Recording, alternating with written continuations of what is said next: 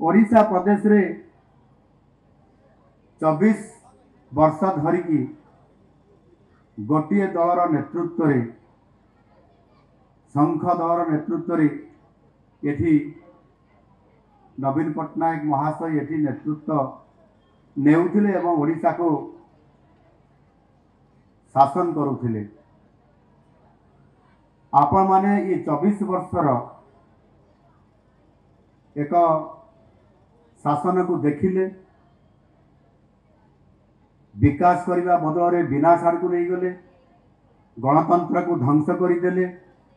गणतंत्र बदल में एठी अमलातांत्रिक शासन प्रयोग करले, सभा मंच सीएम जड़े अधिकारी सी नेतृत्व नहीं कि सभा मंच भाषण देले, जेभली भाव में ओडिया अस्मिता को संकट में पकईदेले। ए कथा आपण माने समस्ते जानिछंती। ओडिया अधिकारी एठी नेतृत्व नेले नहीं, मंत्री मानकु विधायक मानकु मंच तले छिड़ा करईदेले,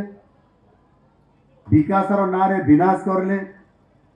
रूपांतरण ना रे 5T स्कूल को केवल भंगा कांथरे रंग देकरी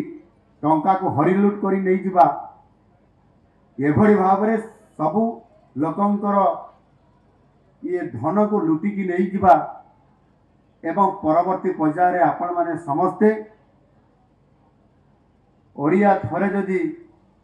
कष्ट पाइब निश्चित भाव में सत्ता परिवर्तन करिब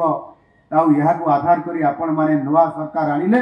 भारतीय जनता पार्टी नेतृत्व रे सरकार आनी आज नुआ सरकार आनी आज आपण माने शासन नुआ रूप देखुछंती।